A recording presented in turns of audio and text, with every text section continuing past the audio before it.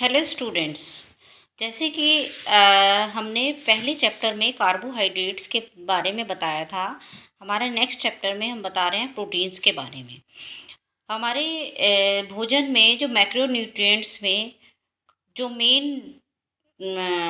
पोषक तत्व होते हैं, न्यूट्रिएंट्स होते हैं, कार्बोहाइड्रेट, प्रोटीन और फैट्स। इसके अलावा वाटर, मिनरल्स एक्सेट्रा। तो उसमें जो मेन है कार्बोहाइड्रेट, प्रोटीन और फैट। तो प्रोटीन के बारे में आज हम डिस्कस करेंगे। तो जो प्रोटीन है ये हमारे बॉडी में एक इम्पॉर्टेंट न्यूट्रिएंट्स होता है, जो कि कार्बन, हाइड्रोजन, ऑक्सीजन और नाइट्रोजन के मिलने से बनता है। इसकी जो मेन यूनिट होती है उसे अमीनो एसिड्स कहते हैं। मेनली प्रोटीन्स में 20 टाइप्स के अमीनो एसिड पाए जाते हैं और प्रोटीन को बॉडी बिल्डिंग न्यूट्रिएंट्स के नाम से भी जाना जाता है। अब बात करते हैं, जैसे कि अभी बताया, मैक्रोन्यूट्रिएंट्स में, प्रोटीन्स में बॉडी बिल्डिंग फूड के नाम से भी जानते हैं इसे, क्योंकि ये हमारी जो बॉडी में सेल्स और टिश्यू की ग्रोथ के लिए और नए टिश्यू को बनाने के लिए और ग्रोथ के लिए, बॉडी की ग्रोथ के लिए रिस्पॉन्सिबल होता है। तो मेन जो फंक्शन हो गया इसका, body building and maintain body tissue to form new tissues during the period of growth और प्रेगनेंसी और ग्रोथ के समय में नए टिश्यू का फॉर्मेशन करना और बॉडी बिल्डिंग करना, बॉडी बनाना। अब बात आती है इसके प्रिंसिपल सोर्स, ये हमें कहाँ से प्राप्त होता है।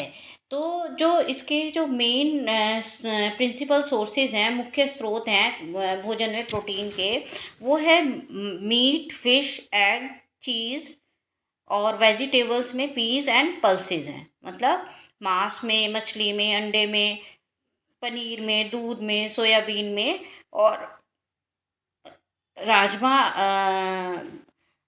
वगैरह में ये प्रोटीन की मात्रा सबसे अधिक पाई जाती है। इसके बाद आती है इसके कमी से होने वाले रोग।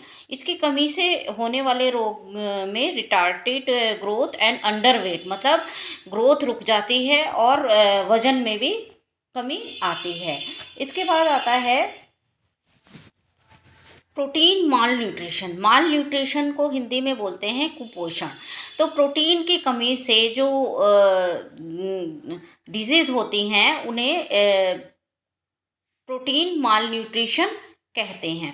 तो इसमें दो तरह के माल न्यूट्रिशन होते हैं। एक तो प्रोटीन माल न्यूट्रिशन, दूसरा होता है प्रोटीन एनर्जी माल न्यूट्रिशन। प्रोटीन माल न्यूट्रिशन में जो डिजीज़ होती है इसे कहते हैं क्वाशियाकॉर, यानी कि प्रोटीन कुपोषण। ये होता है प्रोटीन की कमी के कारण। और इसमें जो आप डायग्राम में देख सकते हैं, इसमें जो लीवर में फैट जमा हो जाती है, मतलब फैटी लिवर हो जाता है। ये मेनली जो होता है 6 महीने से लेके 3 साल तक के बच्चों में होता है। नेक्स्ट पॉइंट आता है पुअर एपेटाइट, मतलब इसमें भूख कम लगती है। Next, swelling in legs, arms and face. देख रहे हो, स्वेलिंग लेग्स, आर्म्स और फेस, लेग, टांगों में और हाथों में क्या आ जाती है, सूजन आ जाती है और पसलियां नहीं दिखाई देती। रिब्स आर नॉट प्रोमिनेंट, पसलियां नहीं दिखाई देती। और हाई मॉर्टेलिटी रेट मीन्स मृत्यु दर भी अधिक होती है। इसके बाद नेक्स्ट आता है प्रोटीन एनर्जी माल न्यूट्रिशन। इसे कहते हैं मेरेस्मस को protein and carbohydrate deficiency disease, मतलब PEMB कहते हैं। जैसे कि हमने बताया था क्वाशाकॉर में फैटी लिवर हो जाता है, इसमें क्या होता है, फैटी लिवर नहीं होता। और ये वाली जो माल न्यूट्रिशन होता है, ये 1 साल से कम बच्चों के बीच ज़्यादातर पाया जाता है। इसमें क्या होता है, बहुत भूख लगती है, ईट्स अलॉट, बहुत खाना खाता है। और रीप्स आर प्रोमिनेंट, मतलब पसलियाँ दिखाई देती हैं, ये दिखाई दे रही हैं, पसलियाँ दिखाई देती है, इतना पतला हो जाता है बच्चा। और नो स्वेलिंग, सूजन नहीं होती। लो मोर्टेलिटी रेट, मतलब इसका कंपैरेटिव टू, उससे कंपैरिजन किया जाए प्रोटीन माल न्यूट्रिशन से, तो मेरेस्मस में थोड़ा कम मृत्यु दर होती है। इसके बाद आता है एक इम्पॉर्टेंट पॉइंट, जैसे कि 1 ग्राम प्रोटीन कितने किलो कैलोरी एनर्जी प्रोवाइड करती है। तो ये बहुत इम्पॉर्टेंट क्वेश्चन है। तो 1 gram protein approximate 4.2 kilo calorie of energy provide करती है। अगर आपके ऑप्शन में ये आता है कि 4 किलो कैलोरी, अगर 4.2 ना हो तो वो भी सही होगा। तो अप्रॉक्सीमेटली 1 ग्राम प्रोटीन से मिलती है 4.2 किलो कैलोरी ऑफ एनर्जी। तो इस प्रकार आज के लेक्चर में हमने प्रोटीन्स के बारे में पढ़ा। ये देखिए कंपैरेटिव क्वैशाकॉर और मेरेस्मस के बारे में।